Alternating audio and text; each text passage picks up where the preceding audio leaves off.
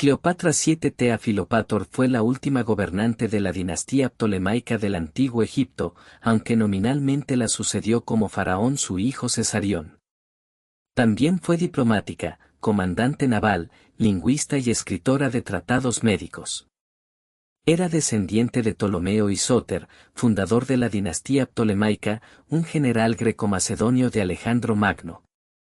Tras su muerte, Egipto se convirtió en provincia del Imperio Romano, lo que marcó el final del periodo helenístico que se había iniciado con el reinado de Alejandro, 336 a 323 AC. Aunque su lengua materna era la koiné griega, fue la primera soberana ptolemaica en aprender el idioma egipcio. En 58 a.C. presuntamente acompañó a su padre, Ptolomeo XII, durante su exilio en Roma tras una revuelta en Egipto, para entonces un estado cliente de Roma, lo que permitió que su hermana mayor, Berenice IV, reclamara el trono de Ptolomeo. Berenice murió en batalla en 55 a.C., cuando su padre volvió a Egipto con ayuda militar romana.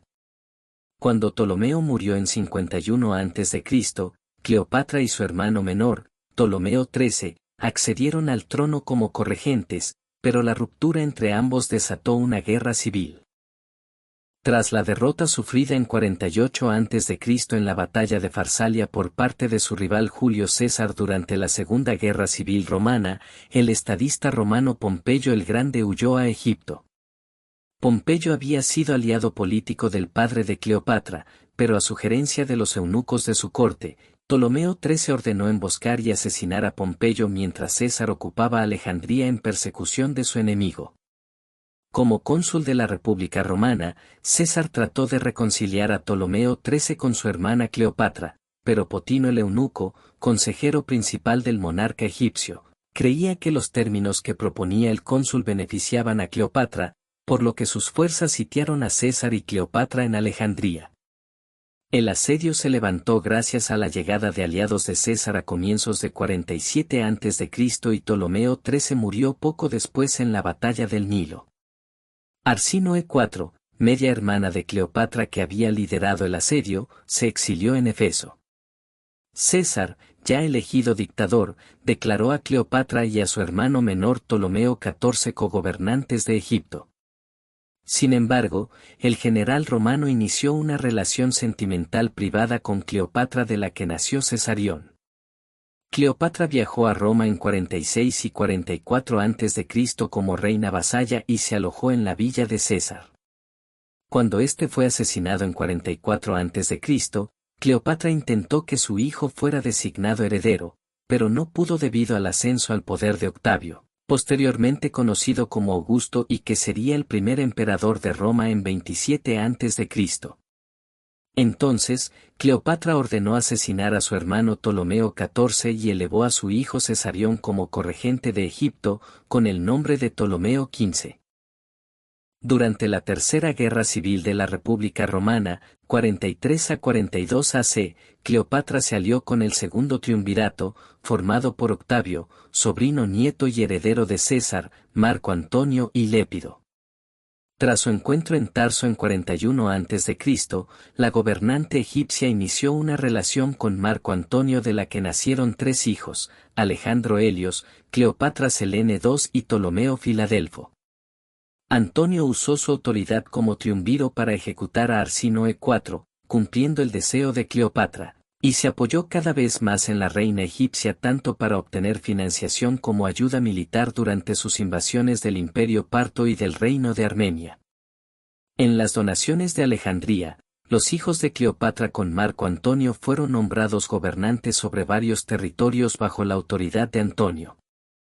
Este hecho, unido al matrimonio de Marco Antonio con Cleopatra después de su divorcio de Octavia la Menor, hermana de Octavio, desató la Cuarta Guerra Civil de la República Romana. Después de iniciar una guerra de propaganda, Octavio forzó a huir a los aliados de Antonio en el Senado romano y le declaró la guerra a Cleopatra en 32 a.C. La flota de guerra de Marco Antonio y Cleopatra fue derrotada por la de Octavio, bajo el mando de su general Agripa, en la batalla de Accio en 31 a.C., Tras lo cual las tropas romanas de Octavio invadieron Egipto en 30 a.C. y derrotaron a las de Antonio, tras lo cual éste se suicidó.